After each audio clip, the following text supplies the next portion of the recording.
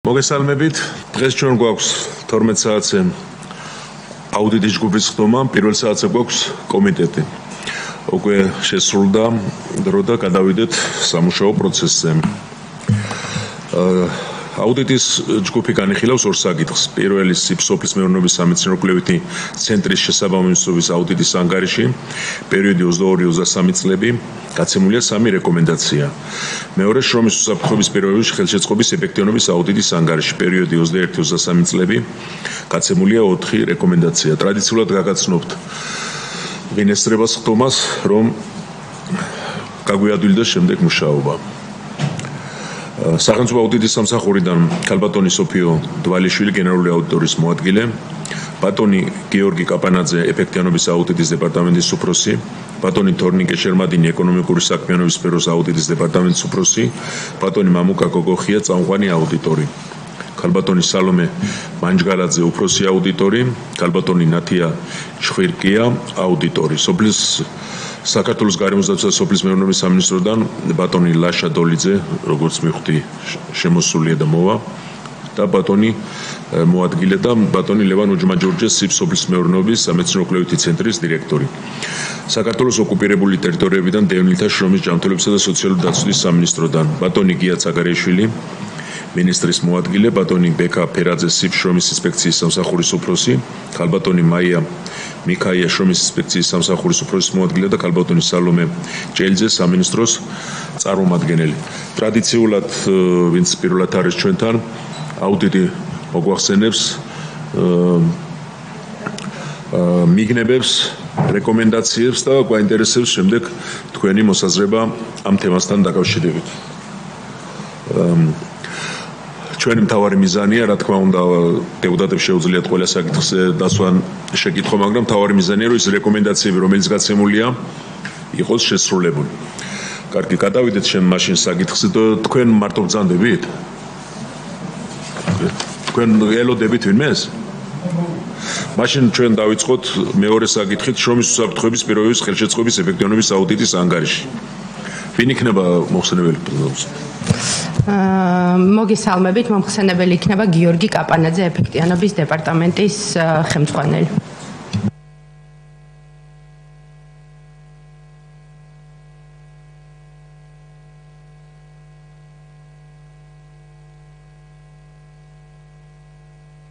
გთხოვთ.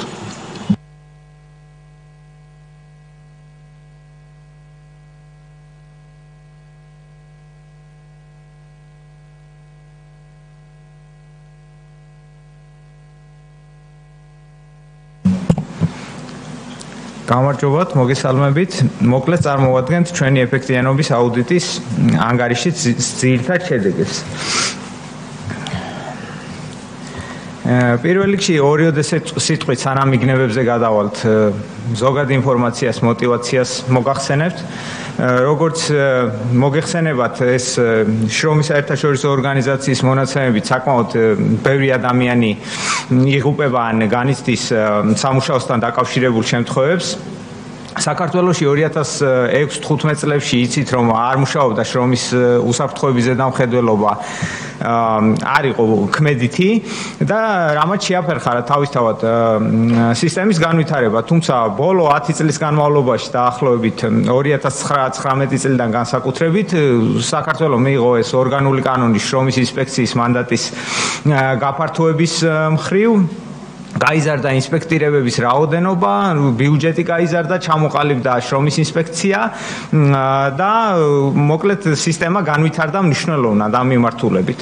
თუმცა მიუხედავად მიღწეული პროგრესის, ბუნებრივია სისტემა საკმაოდ ახალი არის, ახალი ჩამოყალიბებული არის და შედეგად უბედური შემთხვევების სიხშირე, შემთხვევების რიცხვი მაღალია ევროპის საშუალო მაჩვენებელთან შედარებით. ასე რომ გარკვეული мотивация იმისთვის, რომ აუდიტმა ეს საკითხები შეისწავლოს, კიდევ არსებობდა.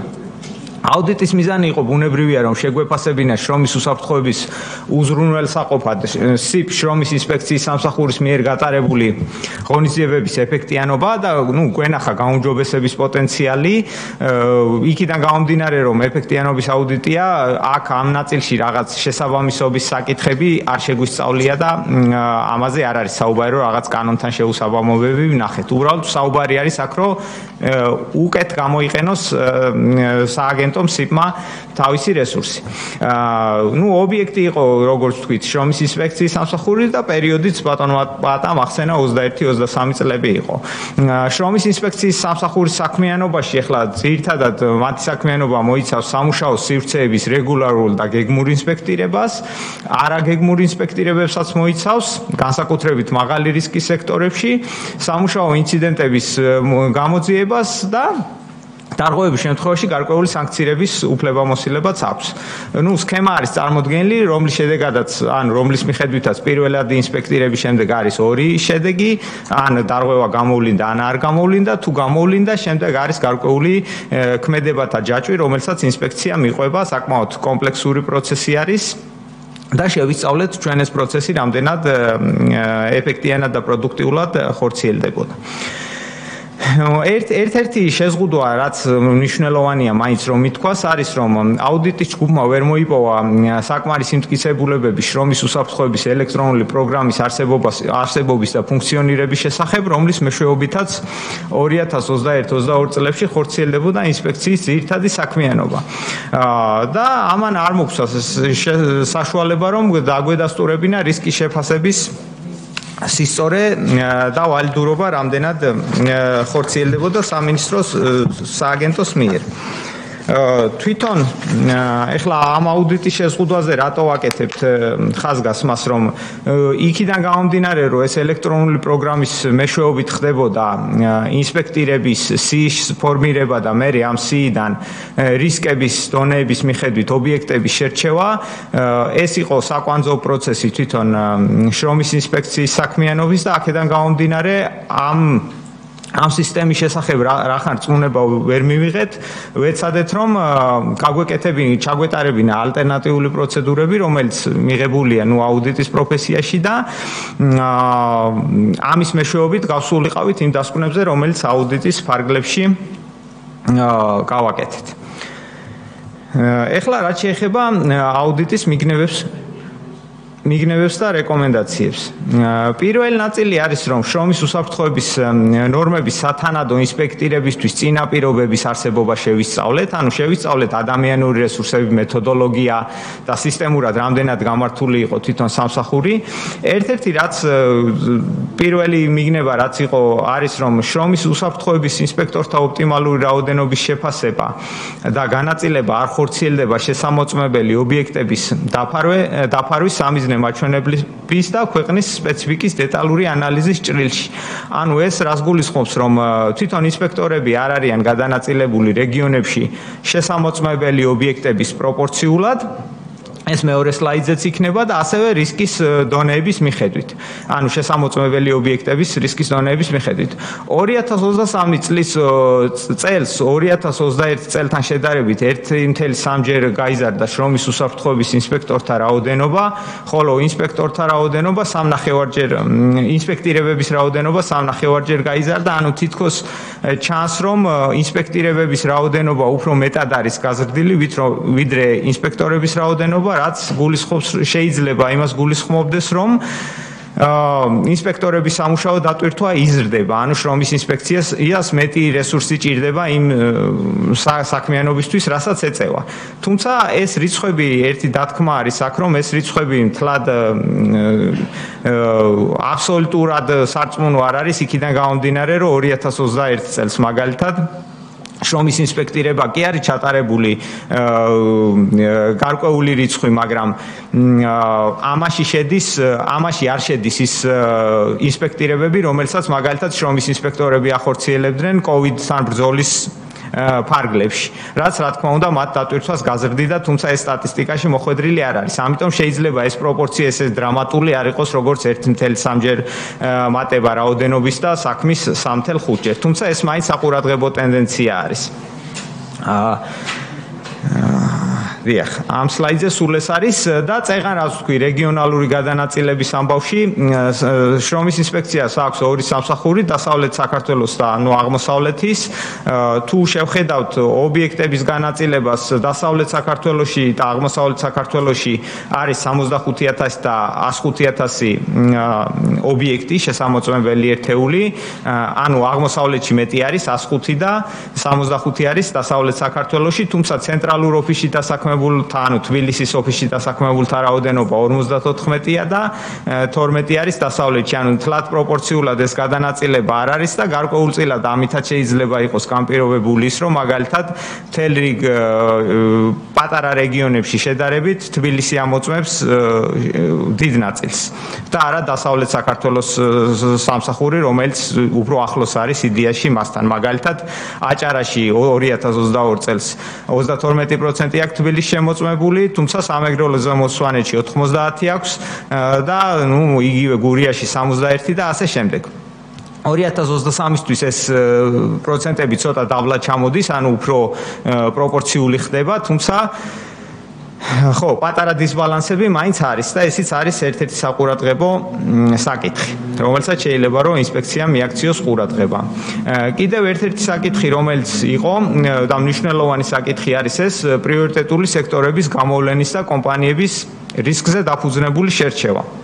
საქართველოს შრომის და დასაქმების პოლიტიკის 19-23 წლების ეროვნულ სტრატეგიაში შრომის უსაფრთხოების მიმართულებით არ არის განსაზღვრული შრომის ინსპექციის მიერ განსახორციელებელი პრევენციული ან გეგმიური ინსპექტირების დაფარვის სამიზნე მაჩვენებლები.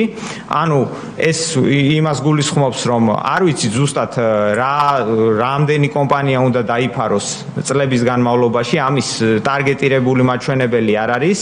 2030 წლისთვის სტრატეგიაში წერია, რომ 1.9% უნდა იყოს დაფარული მთლიანი შესამოწმებელი ობიექტების, თუმცა აქ არის გარკვეული გამოწვევები, რომელიც არ ეხება მარტო შრომის ინსპექციას, მაგალითად ის, რომ თვითონ ბიზნეს ოპერატორები შესახებ კარგი, ზუსტი და მაღალი ხარისხის ინფორმაცია არ არის, ანუ მარტივად რო ვთქვა, რამდენი კომპანია რომელ სექტორში საქმიანობს, ესიც საკმაოდ იოლად დასახარისხებელი საქმე არ არის. აი აქ ეხლა ჩვენ გრაფიკში რაც გვაქვს რამდენიმე ბაზა დავამუშავეთ, რო გვენახა ეს მონაცემები. დაახლოებით იგივე მონაცემები აქვს შრომის ინსპექციასაც, თუმცა ისინი თავის მიზნებისთვის ამუშავებენ ამ ბაზებს. მაგალითად, დაბალი რისკი არის 18,000 კომპანია, მერე საშუალო რისკში 100,500 და ასე შემდეგ. ყველაზე მაღალ რისკში არის 13,527 კომპანია. აქედან წესით უნდა იყოს გამოთვლილი დაუშვათ რისკის დონეების მიხედვით, რამდენი კომპანია რომელი რისკის დონეში უნდა დაიფაროს. ჩვენ შემთხვევაში მთლიანად ჯამურად თუ შევხედავთ, სულ 170,000-ზე მეტი კომპანია ყავს ბიზნეს რეესტრის, რომელიც შეიძლება რომ პოტენციურად იყოს შემოწმების ობიექტი. აქედან 2022 წელს გეგმიურად შემოწმდა 979 და 2023-ში შემოწმდა 1573. ნუ საკმაოდ გაზრდილი არის შემოწმების რიცხვი, ხო? თუმცა მაინც და მაინც ახლა დაფარვის მაჩვენებელს თუ შევხედავთ მთლიანად ჯამურად დაფარვის მაჩვენებელს, მაღალი არ არის, ჯერობით დაახლოებით 1% არის სულ. როგორც ვთქვით, 2023-თვის SDG-ების, ანუ ამ გლობალური მიზნების განვითარების მიზნებისგან გამომდინარე, ჩვენ გვინდა რომ 1.9% დავფაროთ საქართველოში. თუმცა ერთი საკითხია დაფარვა და მეორე საკითხია, რა თქმა უნდა, ამ დაფარულებიდან ისეთი კომპანიების შემოწმება, რომელიც მართლაც ყველაზე მაღალი რისკის არიან, იმიტომ რომ ბუნებრივია ინსპექტირების რესურსი ახლა ყველაფერს ვერ გაწუდება. რაც შეეხება თვითონ რისკების სექტორებს, ჩვენ შევხედეთ ერთ-ერთი ძირითადი შერჩევის კრიტერიუმი, რომელიც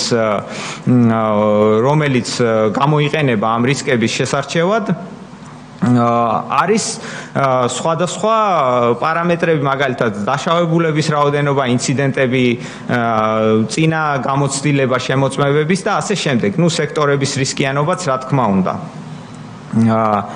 თუმცა ჩვენ რომ მხოლოდ სექტორების ანუ დაშავების რაოდენობას თუ შევხედავთ, მაგალითად 2022 წელს სექტორები ყველაზე მაღალი ინციდენტების რაოდენობით პირველ ადგილზე არის წარმოება, მერე მშენებლობა არის, მერე ვაჭრობა არის და ასე შემდეგ.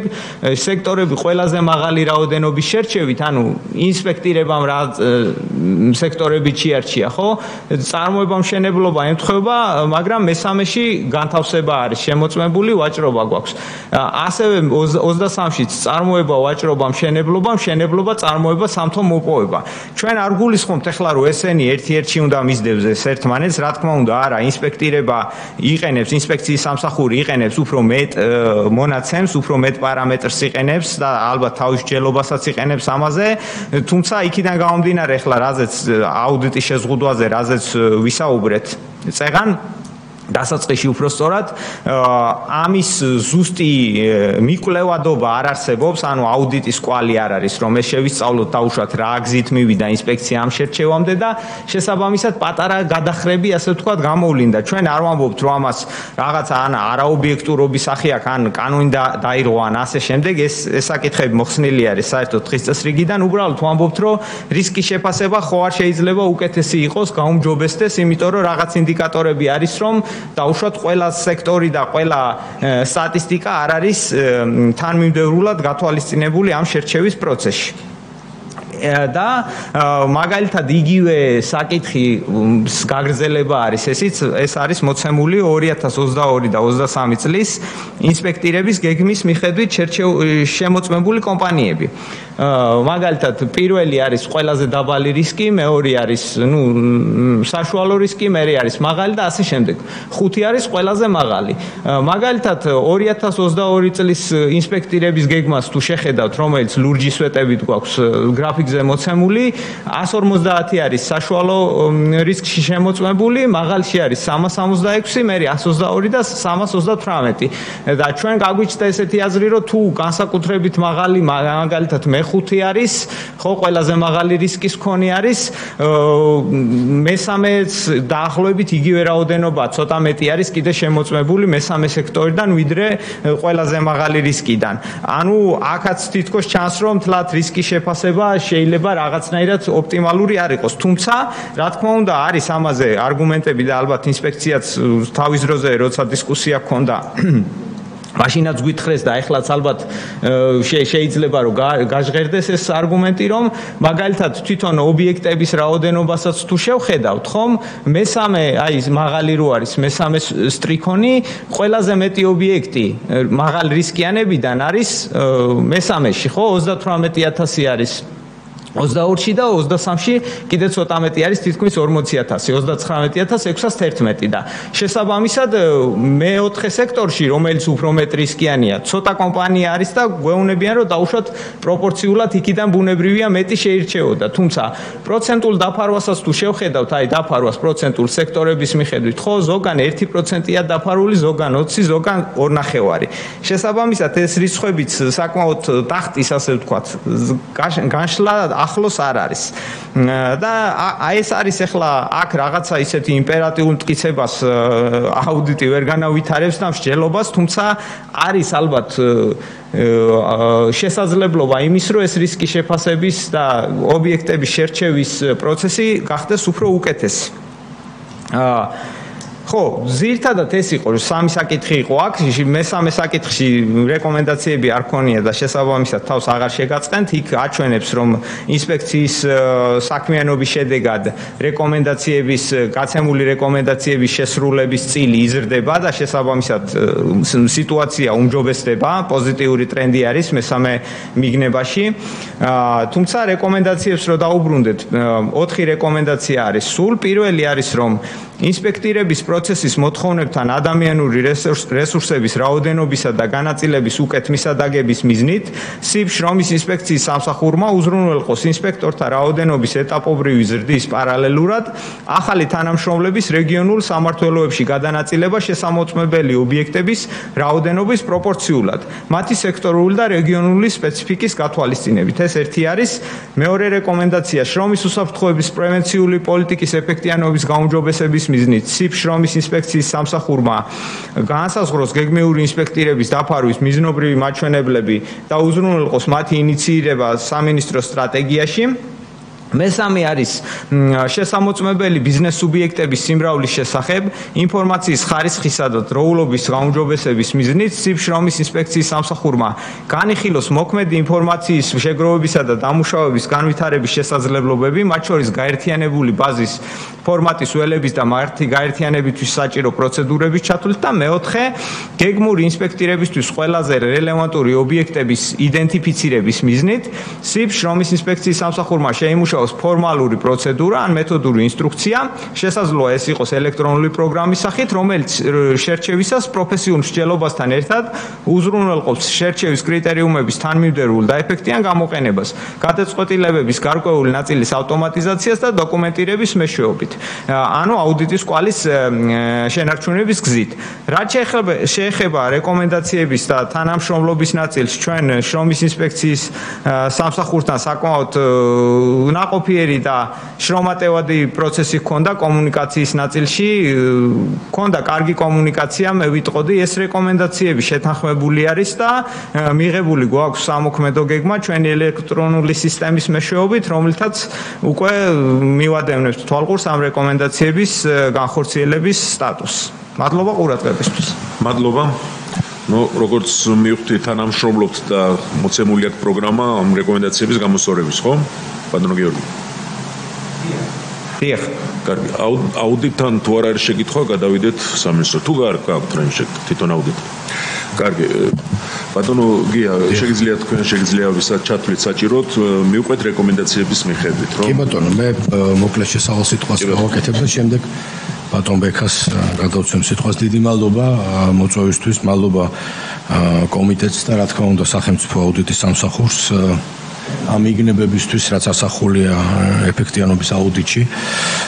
მე მოგახსენებთ, რომ გაცემულ რეკომენდაციებთან დაკავშირებით შრომის ინსპექციის სამსახური ობიექტების შერჩევის დროს ეყრდნობოდა სწორედ ქვეყანაში არსებულ იმ ინსტიტუტებს, რომლებიც ახორციელებენ ობიექტების რეგისტრაციას, ეს არის საქსტატი, საჯარო რეესტრი, შემოსავლების სამსახური. ამასთანავე ობიექტების კრიტერიუმები განსაზღვრულია საქართველოს მთავრობის 2020 წლის 6 თებერვლის ნომერ 80 დადგენილებით ეკონომიკური საქმიანობის პრიორიტეტული დარგების განსაზღვრის მეთოდებისა და რისკების შეფასების წესის დამტკიცების შესახებ. რაც შეეხება შრომის ინსპექციის სამსახურის ინსპექტორთა რაოდენობის დასს, აღნიშნულიც მიმდინარე წელს გაიზარდა, ანუ წელს ჩვენ გადავდგით ამ მიმართულებით ძალიან აქტიური ნაბიჯი და ამჟამად 190 საშტატო ერთეულით არის წარმოდგენილი საჯარო სამართლის იურიდიული პირი.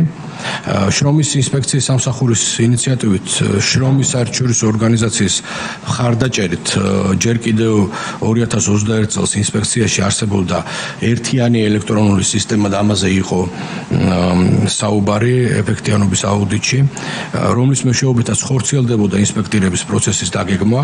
რაც შეეხება განახლებულ ელექტრონულ ბაზას, ინსპექცია აღნიშნულ საკითხთან დაკავშირებით თანამშრომლობს სამინისტროს ერთ-ერთ SIP-თან, ინფორმაციული ტექნოლოგიების სააგენტოსთან. მოგეხსენებათ, რომ ეს საკმაოდ წყალებში ძვირი სიამოვნება არის.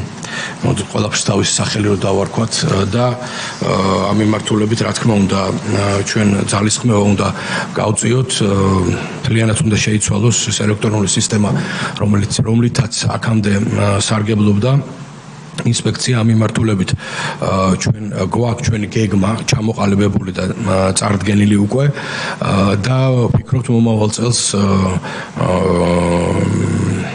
გარკვეული ნაბიჯები ამ მიმართულებით გადადგმული იქნება, რომ ახალი ელექტრონული სისტემა შევიმუშაოთ, ამაზე სრულიად გადაეწყოს ინსპექცია, ჩვენ ეს ძალიან გვჭირდება და კიდევ ერთხელ დიდი მადლობა ამ მიგრებისთვის სახელმწიფო აუდიტის სამსახურს. დეტალებზე, რაც შეეხება იმ 4 რეკომენდაციას, მათი შესრულების მიმდინარეობაზე, დაწვრილებით მოგახსენებთ ბატონი ბექა. მადლობა. ან კოლეგები ჩვენი. თუ შეკითხვა არ არის, გთხოვთ ბატონო ბექა, ნება უძანთ.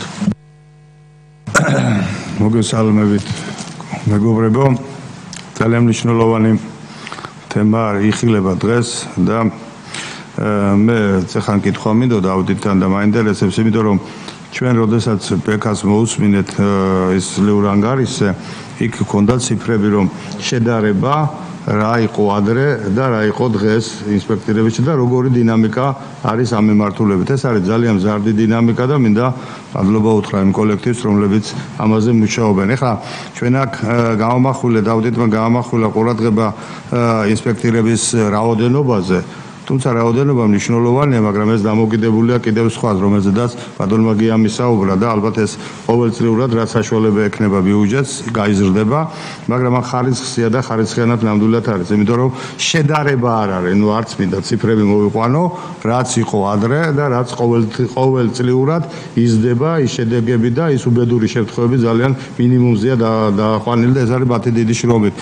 და მე დარწმუნებული ვარ, რომ ის ელექტრონული სისტემის პროგრამირება ეს მართლაც არ არის. ტექნოლოგია მიდის წინ და ჩვენ ვიძულებული ვართ ყოველწლიურად, თითქმის ყოველწლიურად ძალიან ახალი პროგრამები ვაკეთოთ, ამიტომ ეს ბატონ გიამაც თქვა, რომ არ არის ეს ძალიან რთული სიამოვნება, ძვირი სიამოვნება და ამიტომ მე დარწმუნებული ვარ ეს პროგრამების გაკეთება, იმიტომ რომ სვალსაჩინოდ იქნება და ყველაფერი მარტივად თქვენთვისაც და ჩვენთვისაც, რომ ყველაფერი ვნახოთ კარგად და მშვენივრად. ამიტომ მე გისურვებ წარმატებებს და ეს რეკომენდაციები რაც არის შეძლებს დაგვარად ალბათ გამოვასწორებ და იქნება წისვლა კიდევ უფრო მეტი. მადლობა. ბატონ ილიას და შემდეგ ქალბატონი რე. მოგესალმებით, დიდი მადლობა, საინტერესო თემა და მიმართულება.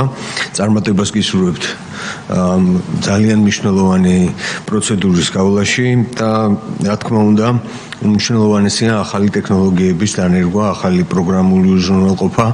თქვენ ხაზი გაუსვით, რომ ამას ნამდვილად ძვირი სიამოვნებაა, რაღაცა დროც დაჭირდება, უბრალოდ მინდა დავაზუსტო.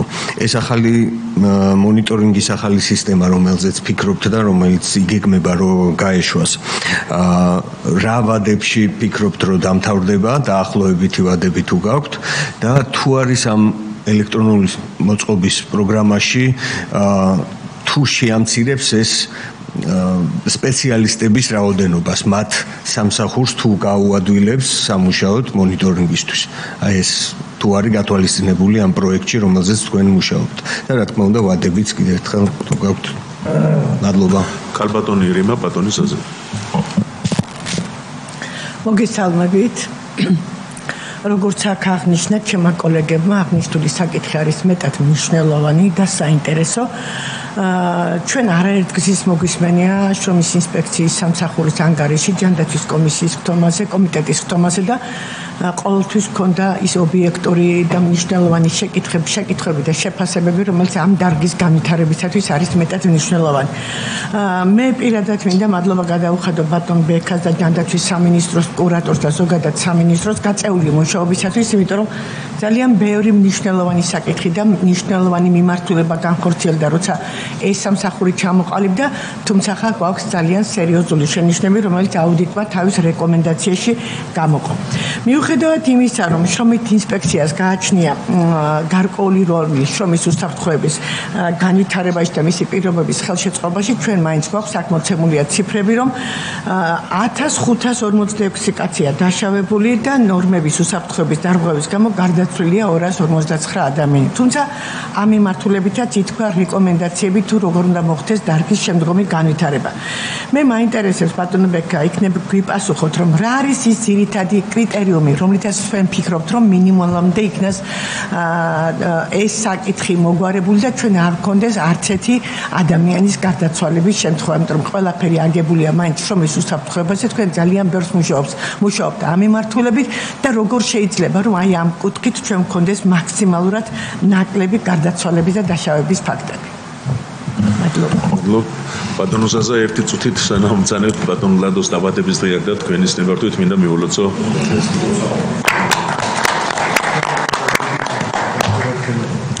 გთხოვთ ბატონო ზაზა. მოგესალმებით უერთები მეც მოლოცვებს, მოგესალმებით ბატონო პალატა, მოგესალმებით ჩვენს კოლეგებს, სამინისტროების წარმომადგენლებს, რა თქმა უნდა აუდიტის სამსახურს, რომელსაც როგორც სრულად და მასშტაბურად წარმოადგენს მათი შემოწმების მაჩვენებლები. დიდი მადლობა ამ ინფორმაციისათვის, მაგრამ ისევ სურვილი დავიწყებდი ბატონო პაატა.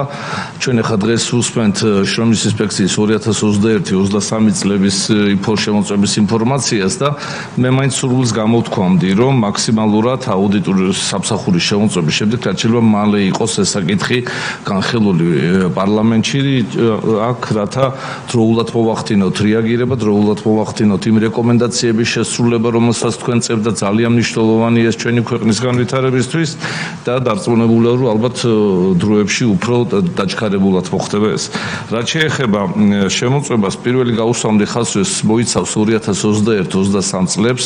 აქედან პრაქტიკულად ალბათ წელიწადნახევარი ეს არის COVID პანდემიის პერიოდი, ამიტომ ჩემთვის გასაგებია ის რაოდენობა, სადაც იქნა შენიშვნები მიცემული შემოწმების რაოდენობაზე, ასევე აღნიშნო მინდა, რომ ძალიან ცუდი მაჩვენებელი ჰქონდა 2018-2023 წლებში უბედური შემთხვევების რაოდენობით, მაგრამ ნამდვილად COVID პანდემიის დასრულების შემდეგ დარწმუნებული ვარ სამინისტრომ ბატონი ბექას ხელმძღვანელობით შრომის ინსპექციამ სათანადო სამუშაო გასწია, რათა იმ 2023 წელს თორსტები ორჯერ ნაკლები უბედური შემთხვევა ჰქონდა ობიექტებზე. ეს ნამდვილად მისასალმებელი. არ შეიძლება მხარი არ დაუჭირო, რომ არაპროპორციულ გადანაწილებას, რაც ხდება ინსპექტორებთან დაკავშირებით, თქვენ ბრძანეთ თორსტები 105,000 ობიექტი აღმოსავლეთში და 60,000-მდე დასავლეთში, მაგრამ 4-ჯერ მეტი არის ინსპექტორი აღმოსავლეთში და ალბათ ამაზე ერთობლივად უნდა იმუშაოს სამინისტრომ და შრომის ინსპექციამ, რათა ადეკვატურად მოხდეს სამუშაო რესურსების და ჩვენი შემოწმებლების რაოდენობის გადანაწილება. ალბათ განსაკუთრებით ეს იმერეთს, აჭარას და ასე შემდეგ ეხება. მე გამოთქვამ იმედს ასევე, რომ ის თანამშრომლები, რომელიც გადიან სათანადო კვალიფიკაციას, მუდმივად გაივლიან სწავლებას, რათა მუდმივად იცვლება ტექნოლოგიური პროცესები და რათა თქვენმა თანამშრომლებმა ადეკვატურად შეაფასო და რა თქმა უნდა დავეთანხმო იმ შენიშვნებს, რაც კომპიუტერულ აღრიცხვას და ინტერნეტიზაციას და მაქსიმალურ ინფორმაციას მოიცავს შრომის ინსპექციის დარწმუნებული ვარ, ალბათ 24-25-ში ბატონო ბექა თქვენ ბევრი რამ გააკეთეთ ამ მიმართულებით. ასევე უნდა ვთქვა, რომ 2030 წლისთვის საპროგნოზო მაჩვენებელი იყო 1.5% დაფარული შემოწმების პროცენტულობა, ალბათ აქაც თუ გავითვალისწინებთ ეკონომიკურ ზრდას ქვეყანაში, რომელიც ერთ-ერთი მაღალია ევროპასა და მსოფლიოში, ალბათ ამ 1.5%-დან შეიძლება შევიტანოთ შესწორებები და ავიდეთ 2-2.5%-ზე, იმიტომ რომ ალბათ 1 და 1.5% საკმაოდ დაბალი მაჩვენებელია, მაგრამ იმედია, რომ ეს ჩემი პირადი მოსაზრებაა. დიდი მადლობა. მოკლედ ეს და შეკითხვები მეტი არ არის, როგორც ხდები. მაშინ რადგან გავუსწარით რეკომენდაციების გაყოლას, ჩვენ უკვე აუდიტმა გვითხრა, რომ გეგმა წარდგენილი გაქვთ და ამიტომ დავანებოთავი, გადავიდეთ პირდაპირ პასუხებს. ხო ბატონო. ხო, ერთი რემარკისთვის, ესე იგი რომ იცოდეს აქ შეკრებილმა საზოგადოებამ, წელს ჩვენ უпростоროდ 24 წელს 23 წელთან შედარებით 50%-იანი კლება გვაქვს ფატალური შემთხვევების მიმართულებით და 25-ში ბევრად უკეთეს შედეგს ველოდებით, რაც გვაქვს ახლა მონაცემები, მასზე დაყნობით შეგვიძლია ვიმსჯელოთ. ეს იმას ნიშნავს, რომ სამსახური ეფექტურად მუშაობს საქართველოს მთელ ტერიტორიაზე, მოიხოთ იმისა, რომ აღმოსავლეთსა და დასავლეთ შორის არის რაღაც გარკვეული სტომილება ინსპექციების და ინსპექტორთა, მათ შორის რაოდენობას თუ გავითვალისწინებთ, ამგვარი შედეგები გვაქვს, ეს ხილულია, ეს ზედაპირზე დევს და ასევე მინდა გითხრათ, რომ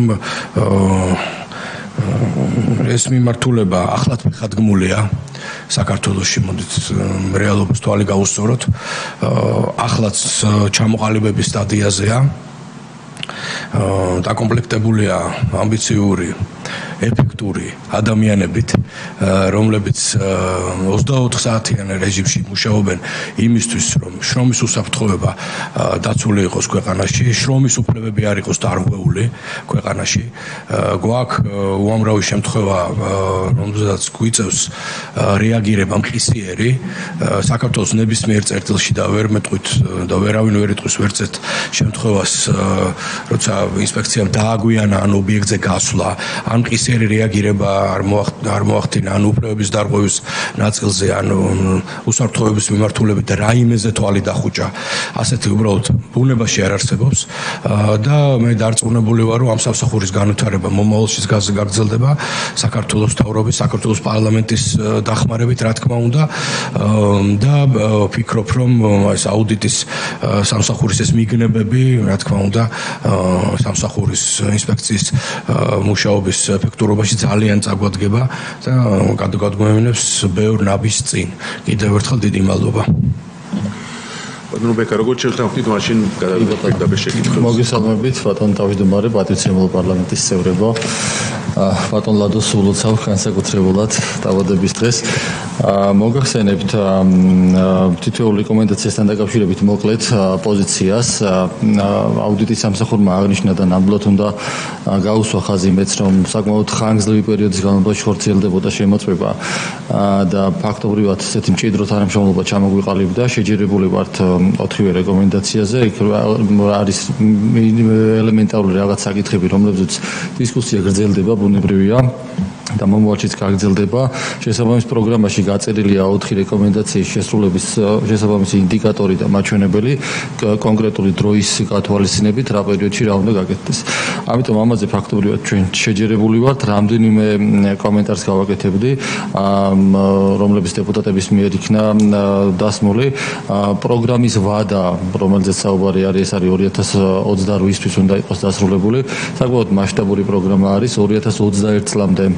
ასეთ ტიპის პროგრამა ჩვენ გქონდა, თუმცა გარკვეული ტექნოლოგიური რისკებიდან გამომდინარე იქნა მიზანშეწონილად ჩათვლილი, რომ გაუქმებული იყო აღნიშნული პროგრამა კიბერუსაფრთხოებიდან გამომდინარე და დავიწყეთ ახალ პროგრამაზე მუშაობა, თუმცა როგორც აქ აღინიშნა საკმაოდ მოცულობითია და ფინანსურად საკმაოდ დიდ თანხებზეა საუბარი, ამიტომ 2028 წლამდე 26-ის ბოლოსაც მაქვს უკვე იმედი, რომ დასრულებული იქნება პროგრამაზე მუშაობა. ეს პროგრამა არ არის ქარი გამოყენებისთვის, შიდა პროგრამაზე არის საუბარი, რომელიც შესაძლებელია, რომ გარკვეული სისხარტე ინსპექტირების პროცესში შემატოს, მაგრამ ეს აბსოლუტურად ჩანაცვლებით ბუნებრივია ვერ ჩაანაცვლებს ინსპექტორს. ეს არის შიდა პროგრამა, რომელიც უფრო ელექტრონულად მარტივად გახდის შერჩევის კრიტერიუმებს იდენტიფიცირებას აუდიტის სამსახურისთვის. თუმცა აქაც უნდა აღინიშნოს და ჩვენ აუდიტის სამსახურს ვაჩვენეთ კიდევაც, შრომის საერთაშორისო ორგანიზაცია არის ყველაზე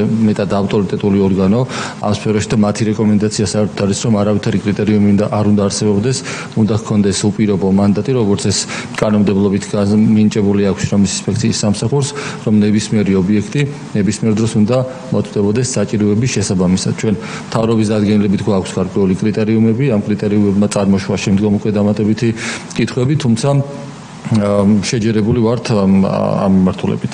რაც შეეხება ხალხტონ რიმას კითხვას, აქ 50%-ით ბატონმა გიორგიმ აღნიშნა, რომ 50% არის შემცირებული ფატალური უბედური შემთხვევების მაჩვენებელი, რო შევადაროთ 23-24 წლების მაჩვენებელი. ჩვენ გქონდა აუდიტის სამსახურთან ამ საკითხზე მსჯელობა, არ ვიცი, მაინდა-მაინც რელევანტურად მე არ მიმაჩნია ევროკავშირის ქვეყნებთან შედარება იმ კუთხით, როდესაც ეკონომიკურად ჩვენ ქვეყანაში კარგად მოგეხსენებათ ეკონომიკური ზრდა რა ტემპით გვაქვს და ინფრასტრუქტურული და მშენებარე ობიექტების რა ოდენობა არსებობს ჩვენ ქვეყანაში იმ დროს, როდესაც ევროკავშირის ბევრ ქვეყნებში ასეთი მასშტაბით არ არის სამშენებლო ობიექტები. ალბათ უფრო რელევანტური იქნებოდა მაშინ შევადაროთ, როდესაც ევროკავშირში ის ბუმი იყო სამშენებლო და ინფრასტრუქტურული პროექტების, რომელიც დღეს ჩვენ ქვეყანაში არის და აი ამ პერიოდს თუ შევადარებთ, ნახავთ, რომ ფაქტობრივად შედეგები არის ძალიან კარგი მაჩვენებელი, მაგრამ დღეს მდგომარეობით იმ მოდენობის პროექტები მაღალი რისკის სექტორში არ არის იმ ქვეყნებში, სადაც შედარებული არის ფატალური შემთხვევების მაჩვენებელი. გარდა ამისა, 1500-ზე მეტი იყო ნახსენები. აქ ხაზი უნდა გაისვას, რას ნიშნავს ეს ციფრი. 2018 წლამდე არ არსებობდა ქვეყანაში ზუსტი შემგროვებელი ორგანიზაცია, რომელიც აღრიცხავდა ყველა ინციდენტს სამუშაო ადგილზე. 2018 წლიდან ჩვენ დავიწყეთ მაგალითად მარტივად რო ვთქვათ, თითით თუ გაიჭრა ადამიანმა სამუშაო ადგილზე, ესეც კი ჩვენ სტატისტიკაში შედის. ამიტომ 2018 წლიდან ეს მაჩვენებელი თითქოს ერთი შეხედვით გაიზარდა.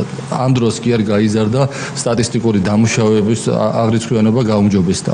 მანამდე იყო შინაგან საქმეთა სამინისტრო, რომელიც თუ სისხლისამართლებრივი დევნა არ დაიწყებოდა რომელიმე საკითხზე, ეს კალკულაციაში თავიანთი მიზნებისთვის აკეთებდნენ ისინი. ამიტომ ეს ციფრები არის ზუსტი აღრიცხვიანობის შესაბამისად მოცემული. ევროკავშირის ქვეყნებში, სადაც 100 წელზე მეტი არსებობს შრომის ინსპექციის სამსახურები, ნულოვანი სტატისტიკა სამწუხაროდ არც ერთ ქვეყანაში არ არის.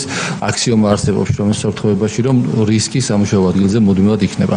ამიტომ ჩვენი მიზანი იქნება, რომ გავაუმჯობესოთ და ეს შედეგები, რომელიც წარმოადგენლია დროის მოკლე პერიოდში, კიდევ უფრო გავზარდოთ. და რაც შეეხება ინსპექტორების სიმცირეს, ეს ცხადია დამოკიდებული არის ინსპექტორთა რაოდენობაზე, ის მოცემულობა, რომელიც ჩვენ გვაქვს, ამით ვფიქრობთ, რომ მაქსიმალურს ვაკეთებთ, თუმცა ვიზიარებთ აუდიტის რეკომენდაციას, რომ სტატისტიკურად წლიდან წლამდე ჩვენი მიზანიცაა, რომ გავაუმჯობესოთ და გავზარდოთ ოდენობა, ეს ინსპექტორზე დამატებით ობიექტს ნიშნავს და თუ ამის შესაძლებლობა იქნება და წელს უკვე ამის შესაძლებლობა იყო, გავზარდეთ ინსპექტორთა ოდენობა, წლიდან წლამდე გაიზრდება მაჩვენებელი, რომ მეტი ობიექტი იყოს დაფარული. სულ ეს იყო რისი თქმაც მინდოდა ბატონმა ზაზამ, ბატონმა ჟანმა უკვე აღნიშნეს და ფაქტობრივად ვიზიარებთ ყველა იმ პათოს, რომელიც აღნიშნული იყო. დიდი მადლობა. ბატონ ელიას სულს დაზუსტება გთხოვთ. დიდი მადლობა. მადლობა ასეთი ამოწურავი პასუხისთვის, თუმცა ერთი მომენტი მინდა დავაზუსტო ისევ ამ პროგრამირებასთან დაკავშირებით და პროგრამულ უზრუნველყოფასთან დაკავშირებით. თუ გვაქვს ჩვენ რამე ურთიერთობა ევროკავშირის რომელიმე ქვეყანასთან, რა სტანდარტები არის იქ, რა გამოცდილება აქვთ მათ დაგროვებული და რამდენად ამას ჩვენ ვითვალისწინებთ და როგორ ფიქრობთ, რომელი ქვეყნის გამოცდილება იქნება ჩვენთვის ყველაზე უფრო ახლო და მორგებული, რომ მომავლისთვის, სამომავლოდ მათთან ინტეგრაცია სტანდარტები არ იყოს ძალიან აცდენილი ჩვენს ამ პროგრამულ უზრუნველყოფაში. დიდი მადლობა. ცხადია, ურთიერთობა გვაქვს ჩვენ რამდენიმე წლის წინ გავხდით შრომის ინსპექციის ასოციაციის წევრი ქვეყანა, პირველად მოხდა ეს შრომის ინსპექციის არსებობის ისტორიაში ქვეყანაში და ამიტომ ყველა წევრი ქვეყანასთან ურთიერთობა გვაქვს. უნივერსალური პროგრამა ესეთი არ არსებობს. ეს პროგრამა, რომელიც ჩვენ როგორც უკვე აღმოჩნდა, გქონდა და ფაქტობრივად ტექნიკური დავალება ამის არსებობს, რას უნდა მოიცავდეს.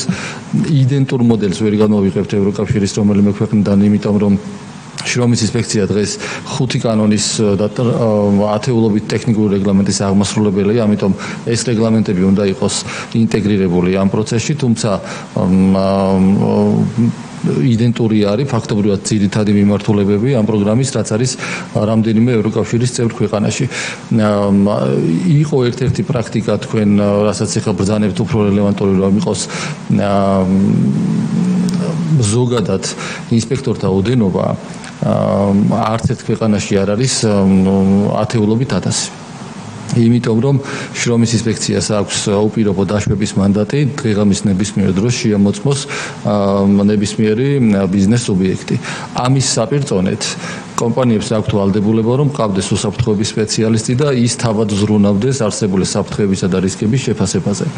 და ეს უპირობო მანდატი შრომის ინსპექციისა, რომელიც ნიშნავს, რომ დღეღამის ნებისმიერ დროს შეიძლება შეამოწმოს ობიექტი და კომპანიის კანონმდებლობით ვალდებულება, რომ მან თავად უზრუნველყოს რისკების შეფასება, ქმნის ერთობლივად იმ კარგ პრაქტიკას, რომ ბიზნესზე დიდი ზეწოლაც არ არის, მაგრამ კანონმდებლობა აკეთებს იმის დაშვებას, რომ თავად კეთილსინდისიერად უნდა უდგებოდეს კანონმდებლო ბიზნეს სუბიექტი არსებული რისკების მართვას. შემოწმების მაჩვენებელიც იდენტური არის, შეიძლება იყოს ახლა ბიზნეს პლუს მინუსი ობიექტების, მაგრამ 1% ნახევარი თუ ეს ორი იქნება არის ძალიან კარგი შრომის საერთაშორისო ორგანიზაციის შეფასებითაც ითვლება ადეკვატურ რეაგირების ღონისძიებად. იყო შემთხვევები, მაგალითად ლატვიას ჰქონდა პროგრამა, რომ კომპანიებს ვალდებულება გაუჩინეს თავად რისკის შეფასების დოკუმენტი, რომელსაც უსაფრთხოების სპეციალისტი აკეთებს, წარმოედგინათ ელექტრონულ პროგრამაში, რომელსაც პროგრამა თვითონ უკეთებდა მე იდენტიფიცირებას და უკვე განსაზღვრავდა სად იყო უფრო მაღალი რისკი, თუმცა ვერ გაამართლა და საბოლოო ჯამში გააუქმეს აღნიშნული მიდგომა, ამიტომ დატოვეს იგივე მიდგომები, რომელიც დღის მდგომარეობით ჩვენ გვაქვს. თუმცა პროგრამაზე როგორც უკვე აღნიშნე, დაახლოებით 20 წლის ფარგლებში მაქსიმუმ ვფიქრობთ, რომ შიდა ელექტრონული პროგრამა იქნება მოწესრიგებული. მადლობა. მე მგონი ამოვწურეთ ეს საკითხი. ჩვენთვის რაც ყველაზე მნიშვნელოვანია შეთანხმება არის, გეგმა წარმოდგენილია, რომ ის რეკომენდაციები, რომელიც არის წარმოდგენილი, ყველაფერი შესრულდება.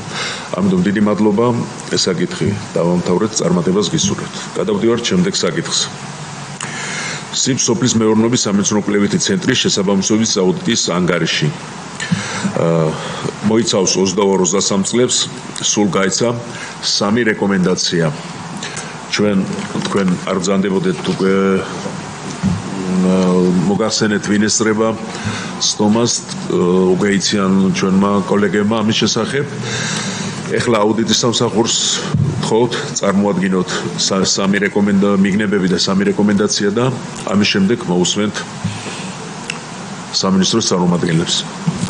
ერთი წუთით დავწნარდეთ. ანგარეთ გავზანდით ცოტა ხანდა. კი. კი ბატონო, თუ გსურთ დარჩით. მოვისმენთ. როგორც გინდათ. კარგი, გთხოვთ. ბატონო პაატა პრეზენტაციას გააკეთებს თორნიკე შერმადინი, ეკონომიკური სფეროს აუდიტის დეპარტამენტის ხელმძღვანელი. თუმცა სანამ თორნიკე დაიწყებს პატარა კომენტარს გავაკეთებთ, ჩვენ ვინაიდან ამ აუდიტის ანგარიშების გამხილველი სამუშაო ჯგუფის, ასე ვთქვათ, ძირითად მანდატს წარმოადგენს რეკომენდაციების განხილვა, პრეზენტაციაში წარმოდგენილი გვაქვს მხოლოდ ის მიგნებები, რომელიც დაკავშირებულია რეკომენდაციებთან, თუმცა აქვე გვინდა აღვნიშნოთ, რომ იყო გარკვეული საყურადღებო ნაკლოვანებები შესყიდვებთან დაკავშირებით მაგალითად, თუმცა ამ საკითხებს დღევანდელ პრეზენტაციაში არ განვიხილავთ და აღნიშნული მიგნებებიც ობიექტთან განხილულია და ასევე დასახულია მათი გამოსწორების გზები. მადლობა. მოგესალმებით, წარმოგიდგენთ SIP სოფლის მეურნეობის სამეცნიერო კვლევითი ცენტრის 2022-23 წლების შესაბამისობის აუდიტის მიგნებებს, როგორც უკვე აღინიშნა, 3 რეკომენდაცია გაცემული და გაგაცნობთ შესაბამის მიგნებებს რა საკითხებთან დაკავშირებითაც რეკომენდაციები გაიცა. პირველი არის აქტივების აღრიცხვასთან დაკავშირებით 31 დეკემბრის მდგომარეობით 2023 წლის ცენტრის ბალანსზე ირიცხებოდა ჯამში 31 სატრანსპორტო საშუალება, მათ შორის 17 მსუბუქი და 14 მძიმე ტექნიკა. ამავე პერიოდისთვის შინაგან საქმეთა სამინისტროს მომსახურების სააგენტოში ცენტრის სახელზე რეგისტრირებული იყო 30 სატრანსპორტო საშუალება, ანუ ერთი სატრანსპორტო საშუალებით ნაკლები. აღნიშნული გამოწვეული იყო იმით, რომ 2023 წლის 28 თებერვალს გარემოსენული სააგენტოდან ცენტრს გადაეცა ერთი სატრანსპორტო საშუალება, რომელიც აუდიტის პერიოდის დასრულებისთვის ბალანსზე აღრიცხული არ იყო. შემდეგი საკითხი ეხება საწვავის ჩამოწერის ნაკლოვანებებს. მძიმე ტექნიკაზე საწვავი ჩამოიწერებოდა შესრულებული სამუშაოების აქტების საფუძველზე, რომლებშიც მითითებული იყო შესრულებული სამუშაოს დასახელება, მოხმარებული საწვავის ოდენობა და ღირებულება. აქტებში არ იყო მითითებული თუ თვის რომელ დღეებსა და რომელი ტექნიკის საშუალებით შესრულდა კონკრეტული სამუშაოები. კერძოდ ზოგიერთ აქტში მითითებული იყო მხოლოდ ტექნიკის დასახელება და ვერ იდენტიფიცირდებოდა მოდელი და სარეგისტრაციო ნომერი. ზოგიერთში კი სამუშაოს შემსრულებელი ტექნიკა საერთოდ არ იყო მითითებული. შესრულებული სამუშაოების აქტებში კონკრეტული თარიღების, მძიმე ტექნიკის მარკის, მოდელის და სარეგისტრაციო ნომრის მიუთებლობის გამო ჩვენ ვერ მივიღეთ დასაბუთებული რწმუნება მძიმე ტექნიკის მიერ შესრულებული სამუშაოების შედეგად გახარჯული საწვავის სიზუსტეზე. შრომითი ხელშეკრულებით დასაქმება და საშტატო პოზიციებს რაც შეეხება საქართველოს მთავრობის 2022 წლის ნომერ 67 და ნომერ 405 განკარგულებების საფუძველზე დამხმარე და არამუდმივი ამოცანების შესასრულებლად შრომითი ხელშეკრულებით დასაქმებულ პირთა რაოდენობა ცენტრში განისაზღვრა 2022 წელს 219 ერთეულით და 2023 წელს 240 ერთეულით. შრომით ხელშეკრულებებთან დაკავშირებით გამოვლინდა, რომ რიგ შემთხვევებში ხელშეკრულებების საფუძველზე პირები ასრულებდნენ ისეთ საქმიანობას, რაც უშუალოდ ცენტრის სტრუქტურული ერთეულების საშტატო პოზიციებთან იყო დაკავშირებული.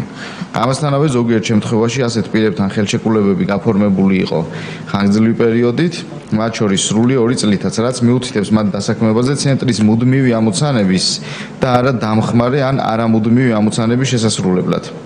მთავრობის ზემოაღნიშნული განკარგულებების პროექტებზე მომზადებული განმარტებითი ბარათების მიხედვით საშტატო ნუსხით განსაზღვრული საშტატო რაოდენობები საკმარისი არ არის ცენტრის ფუნქცია მოვალეობების შესასრულებლად და საჭიროა დამატებითი პერსონალის აყვანა. წლების განმავლობაში საშტატო პოზიციებზე დამატებითი პერსონალის აყვანის მოთხოვნები აგრეთვე მიუთითებს დაწესებულებაში საშტატო ნუსხების განსაზღვრის ნაკლოვანებებზე. გაცემულია 3 რეკომენდაცია. პირველი, აქტივების აღრიცხვის სისრული, სიზუსტის და არსებობის დადასტურების მიზნით მიზანშეწონილია სამეცნიერო-კვლევითმა ცენტრმა საკუთარ ბალანსზე რიცხული ავტოსატრანსპორტო საშუალებები დაარეგისტრიროს ცენტრის სახელზე. მძიმე ტექნიკის საწვავის ხარჯვასთან დაკავშირებით სოფლის მეურნეობის სამეცნიერო-კვლევითმა ცენტრმა დაანერგოს სრულყოფილი კონტროლის მექანიზმები. მიზანშეწონილია, რომ შემუშავდეს სპეციალური ფორმა, რომელიც აისახება საწვავის ხარჯვასთან დაკავშირებული ყველა შესაბამისი აუცილებელი მონაცემი რეკვიზიტი, რაც უზრუნველყოფს ინფორმაციის სისრულეს. და მესამე, შტატით გათვალისწინებულ პოზიციებზე შრომითი ხელშეკრულებებით დასაქმების თავიდან არიდების მიზნით აუცილებლობით გამოწვეული გარემოებების გარდა განხორციელდეს საშტატო რიცხოვნობის ოპტიმიზაცია შესაბამის პოზიციებთან მიმართებით. როგორ არის შესრულების მიმდინარეობა? მესამე რეკომენდაციასთან დაკავშირებით რაც შეეხება შტატით გათვალისწინებულ პოზიციებზე შრომით ხელშეკრულებების საკითხს აუდიტის ობიექტს შესრულების ვადად მოთხოვნილი აქვს წლის ბოლომდე პერიოდი, ხოლო რაც შეეხება პირველ და მეორე რეკომენდაციებს აქტივების აღრიცხვის საკითხს და საწვავის საკითხს წარმოდგენილი არის შუალედური ასე ვთქვათ გეგმები და მოვისმენდით ამ რეკომენდაციების შესრულებასთან დაკავშირებით რა სტატუსები გაქვთ? კარგი, მადლობთ. ბატონო ლაშა, ბატონო ლევა, რომელი უპასუხებთ? მოკლედ რეკომენდაციების მიხედვით. პირველი რეკომენდაცია, მეორე, მესამე. შუადღემშვიდობის მოგესალმებით. დიდი მადლობა მოწვევისათვის. პირველი რეკომენდაცია უკვე გათვალისწინებულია, მანქანა რომელიც გადმოგვეცა გარემოს ეროვნული სააგენტოდან, უკვე ჩვენს ბალანსზე არის, თავის სახელმწიფო ნომრებით და ასე შემდეგ. რაც შეეხება მეორე რეკომენდაციას, ისიც შესრულებულია, შესაბამისი ფორმები შედგენილია, მარკის მითითებით, მოდელის მითითებით, საწვავის ხარჯი თუ რას ითვალისწინებს ტექნიკური ინსტრუქცია შეიძლება ეთქვას განხორციელებულია. რაც შეეხება მესამე რეკომენდაციას, ეს ცოტა რთული საკითხია ჩვენთვის ცენტრისთვის გამომდინარე იქედან რომ 18 სამეცნიერო დეპარტამენტი გააჩნია ცენტრი ფარავს ყველა იმ მოცემულობას რომელიც დაკავშირებული არის სოფლის მეურნეობის თითქმის ყველა მიმართულებასთან 2014 წელს შეიქმნა centri და მისი საშტატო რიცხოვნობა განისაზღვრა 120 მუდმივი თანამშრომლით დღეს სამწუხაროდ ჩემცირდა და გვაქვს 118 შტატით დანარჩენი იმ პოზიციებზე რომელი პოზიციაზეც მართლაც უკვე წლებია ზოგ შემთხვევაში მუშაობენ მეცნიერ თანამშრომლები სამწუხაროდ ვერ ხერხდება სამეცნიერო კვლევითი ცენტრის დონეზე საშტატო რიცხოვნობის მუდმივი საშტატო რიცხოვნობის გაზრდა ეს ზემდგომი ინსტიტუციების პრეროგატივა და ამაზე მუშაობს გარემოს დაცვა და სოფლის მეურნეობის სამინისტრო და ვფიქრობ რომ ეს აუცილებლად იქნება გასათვალისწინებელი დღესდღეობითაც ჩვენ გვყავს საკმაო რაოდენობით ადამიანები, რომლებიც შრომით ხელშეკრულებით არიან დასაქმებულები. რაც შეეხება რეგიონებს ეს ბუნებრივი ასეც უნდა იყოს, იმიტომ რომ ჩვენ 27 მუნიციპალიტეტში გვაქვს სასტელ სადემონსტრაციო ბაზები და ნაკვეთები, სხვა ინფრასტრუქტურაც, აი რაც შეეხება მეცნიერ თანამშრომლებს, რომლებიც გარკვეული პერიოდით მუშაობენ აი ამ შრომითი ხელშეკრულების საფუძველზე, სასურველი იქნებოდა რომ ისინიც აესახოს სასტატო ნუსხაში. გმადლობთ. რა მინდოდა იცით ბატონო ლაშა ჩვენ როგორც წესი მინისტრის მოადგილეს იმიტომ ვთქვით რომ მობრძანდეთ რომ პოლიტიკას განსაზღვროთ და აი რასაც ბრძანებს ბატონი ლევანი თუ თქვენ თვლით რომ და აუდიტი ასე თვლის და თუ თქვენს ასე მიგაჩნიათ მაშინ ეს უნდა ვიმუშაოთ ამ თემაზე რომ ზუსტად იმდენი ხალხი დაემატოს თუ დასამატებელია რამდენიც საჭიროა ახლა ან საერთოდ არ უნდა იყოს და თუ არის უნდა ფუნქციონირებდეს ნორმალურად კი ბატონო გეგმავთ მაგ შესაბამისობებს და ავსახავთ კარგი მე როგორ შესაძლოა შეკითხვები იქნება მე როგორც გავიგე ის ყველა რეკომენდაციაზე ხო კარგი შეკითხვები თუ არის ბატონო ბეჟან მოგესალმებით მეგობრებო ეხლა ამასთან დაკავშირებით რა ვთქვა შენიშვნები არის, მიგნებები არის და ამას დარწმუნებული ვარ გაითვალისწინებთ, მაგრამ მე უბრალოდ სხვა მიმართულებით მინთხრა რაღაც ვისარგებლო შემთხვევით და სხვა მიმართულებით ვთხოვოთ კომენტარები, იმიტომ რომ რეგიონებში ძალიან მცირე რაოდენობისა ზოგ რაიონში ერთი ადამიანია, ზოგში სულ არ არის რაიონების და საერთოდ მე იმერეთზე მინდა საუბარი, რომელზედაც ვიცი რა ხდება იქ. არის მიმართულება მეღვინეობა ჩვენთან ძალიან ისეთი დარგია, რომელზედაც დახმარება უნდა, ძალიან ვითარდება, ძალიან ბევრი ადგილები იზრდება და ამასთან დაკავშირებით ახლა მე პრაქტიკულად გქონდა შეხება პრაქტიკულად გქონდა ჩემ მეზობლებს, რაიონებს, რომელიც საერთოდ არ არის სპეციალისტი, რომელსაც შეიძლება გარკვეული პროფესიონალური რაღაცა კითხოს რა. ეს სამეცნიერო ცენტრები არის, მაგრამ თუ ჩვენ იქ არ გვეყოლა იმ რეგიონში ცენტრალური დარგი რაც არის იმ მიმართულებით სპეციალისტი, ну აზრი არ აქვს მაშინ ასეთ იმას. ამიტომ ეს საკითხი დასაზრავია. მე არ ვიცი ახლა რა თქმა უნდა თანხებზე იქნება დამოკიდებული, მაგრამ სპეციალობით სპეციალისტები თუ ყავს ამ მიმართულებით, თუ ჩვენ შევძლებთ რომ იყოს სახსრები, რომ ავიყვანოთ დამატებით ისეთი ადამიანები, რომლებიც ამ თუ იმ დარგში პროფესიონალები არიან, თუ ყავს, თუ გვაქვს ამის ინფორმაცია, არის თუ არა ასეთი კადრები ჩვენს ქვეყანაში, მაგალითად მევენახობა, მებაღეობის მიხით და სხვადასხვა დარგების რაც ამ თუ იმ რაიონებში არის.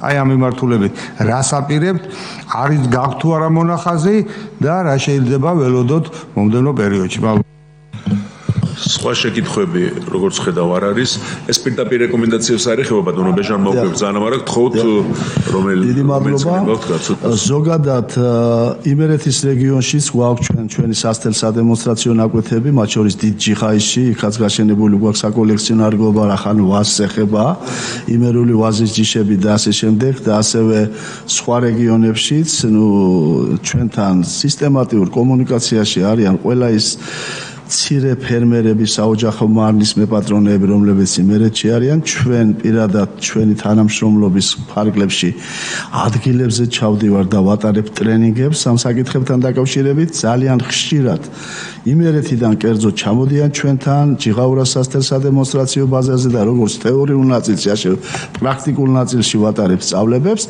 რაც შეეხება სპეციალისტების მოძიებას, არის სამედნიეროდ მე რამოდენიმე უნივერსიტეტში ამასთანავე ვასწავლე მევენახეობა მეღვინეობას, ახალგაზრდები იმერეთში თუ საშუალება იქნება იმისა, რომ ისინი დასაქმდნენ იქ, ჩვენ შეგვიძლია პოტენციური კადრები, რომლებიც ამ მიმართულებით გაუძღვებიან იქ საქმეს, თამამად შეგვიძლია მოგაწოდოთ.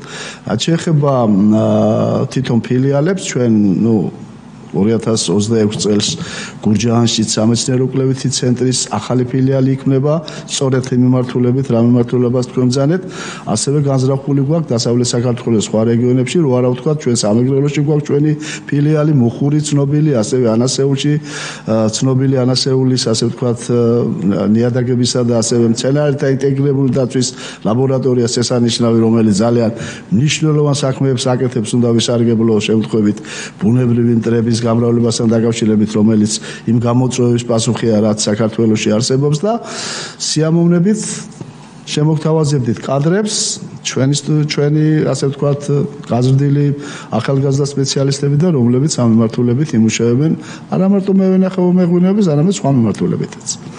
საბედნიეროდ მოყვებიან ყავს ახალგაზრდა კადრები, რომლებიც შეიძლება დასაქმდეს ამ მიმართულებით. მადლობთ. კარგი, დიდი მადლობა. ჩვენი მიზანი რაც იყო რეკომენდაციებთან გასაგებია, მადლობთ ამ უწურავი პასუხისათვის. საკითხი ამოწურული არის. დიდი მადლობა ყველას. 2 წუთიანი შესვენება და გადავიდეთ კომიტეტის მშობლს.